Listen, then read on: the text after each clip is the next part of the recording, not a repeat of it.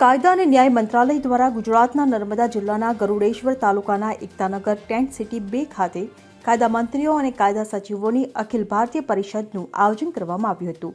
આ પરિષદનો કેન્દ્રીય કાયદા અને ન્યાય મંત્રી કિરેન રિજિજુના અધ્યક્ષસ્થાને શુભારંભ કરવામાં આવ્યો હતો, જેમાં રાજ્યો અને કેન્દ્રશાસિત પ્રદેશોના કાયદા મંત્રીઓ અને કાયદા સચિવોએ ભાગ લીધો હતો। પ્રધાનમંત્રી નરેન્દ્ર મોદી વિડીયો સંદેશ દ્વારા અને મુખ્યમંત્રી ભૂપેન્દ્ર પટેલ વર્ચ્યુઅલી આ કોન્ફરન્સમાં જોડાઈ સૌને શુભેચ્છાઓ આપી હતી। આ કાર્યક્રમમાં કેન્દ્રીય કાયદા અને ન્યાય મંત્રી કિરેન રિજિજુ દ્વારા જરૂરી ચર્ચા કરવામાં આવી હતી। આ કોન્ફરન્સમાં પ્રધાનમંત્રી નરેન્દ્ર મોદીએ વર્ચ્યુઅલી જોડાઈને 5Gની સ્પીડમાં ઓનલાઈન કોર્ટ કરવા, પેપર મુક્ત વહીવટ કરવાની ચર્ચા કરી હતી।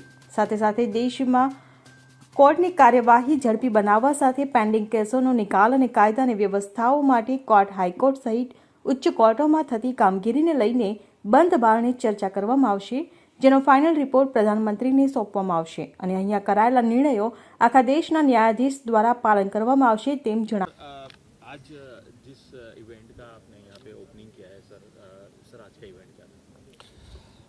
यहाँ इस ऐतिहासिक Ekta Nagar statue of unity जहाँ बसा है, 3 दिन का भारत के हर राज्य और यूनियन टेरिटरी के लॉ मिनिस्टर्स और लॉ सेक्रेटरीज़ का कॉन्फ्रेंस चल रही है और इस कॉन्फ्रेंस के माध्यम से हम नई सिरे से ये देखेंगे कि वर्तमान में भारत जिस तेज़ी से आगे बढ़ रहे हैं उस हिसाब से हमारे जो कानून हैं, जितने भी नियम बने हुए हैं, वो पर्याप्त है कि नहीं है।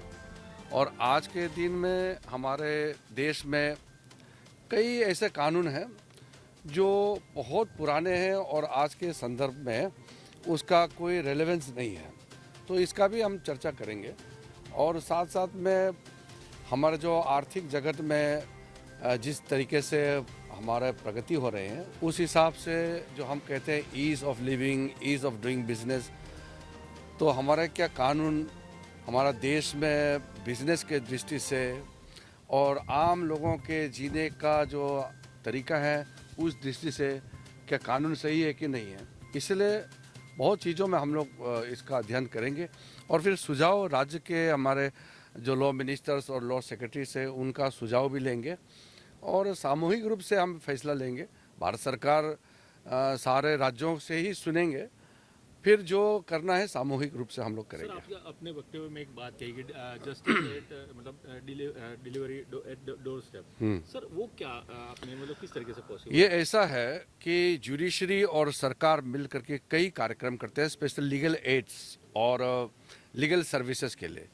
तो आम लोग जो हैं, हर आदमी कोर्ट नहीं आ सकते हैं, तो हम जो अपने लीगल सर्विस के माध्यम से मोबाइल कोर्ट कर सकते हैं, लोक अदालत कर सकते हैं और साथ साथ हम जो नालसा के माध्यम से कई वकील होते हैं जो प्रो बोनो का कॉन्सेप्ट होते हैं, फ्री लीगल एड देते हैं। तो जो लोग फ्री लीगल एड के पात्र हैं उनका हम फ्री लीगल एड देंगे।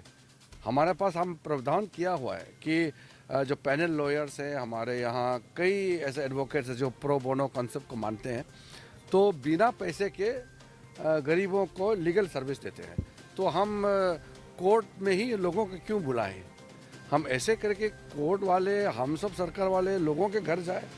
तो ये सब हम कार्य कर रहे हैं, काफ़ी इनोवेटिव स्टेप्स भी उठाए जा रहे हैं और लाखों के संख्या में लोगों को इसका लाभ भी मिल रहा है। सर एक और आपने बिल लाने की भी बात करी, वो क्या मीडिएशन बिल है।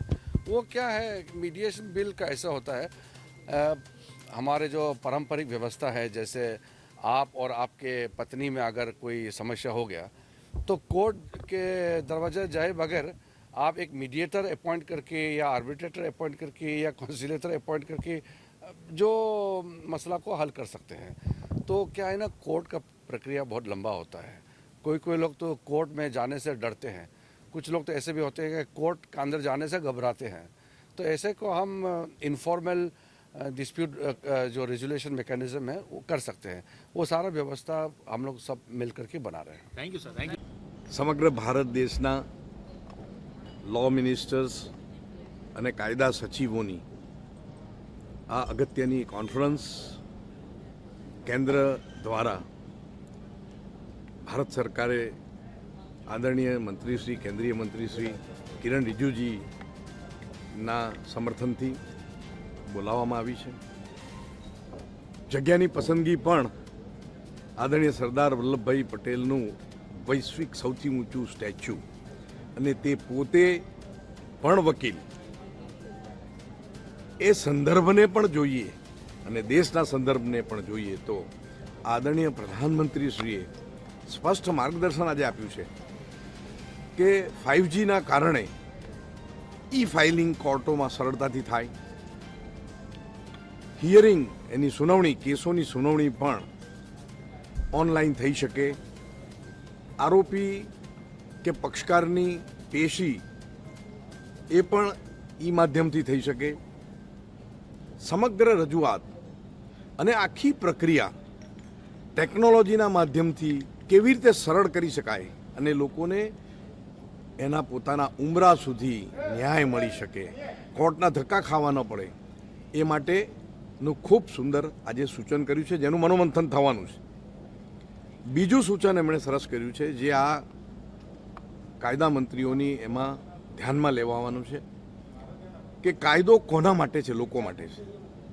તો જે જૂના કાયદા ગુલામી સમયના છે એ તમામે તમામ કાયદા રદ થવા જોઈએ, અપ્રસ્તુત કાયદાઓ રદ થવા જોઈએ અને હવે નવા કોઈ પણ કાયદા જ્યારે બનાવવામાં આવે, ઘડવામાં આવે ત્યારે એની મુદત કેટલી હશે, સમય મર્યાદા કેટલી હશે, એ નક્કી કરવા માટે પણ એક જબરજસ્ત સૂચન થયું છે.